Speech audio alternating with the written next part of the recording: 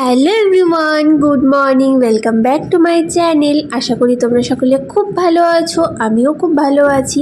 তো আজকের ভিডিওটা সকাল থেকেই শুরু করছি। এখন বাজে সকাল 9টা আর পুচকুসোনা এক্ষুনি ঘুম থেকে উঠলো।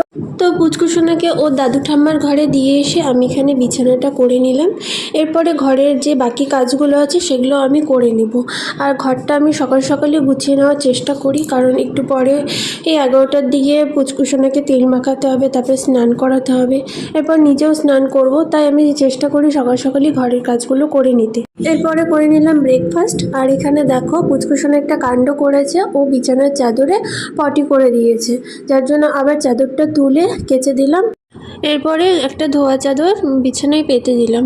তারপরে স্নান করে এখানে করে নিচ্ছি পুজো। নিলাম লাঞ্চ। আর আজকে লাঞ্চে আছে আলু সয়াবিনের তরকারি আর রুই মাছের ঝোল, আর আমি এখানে মাথা নিয়েছি।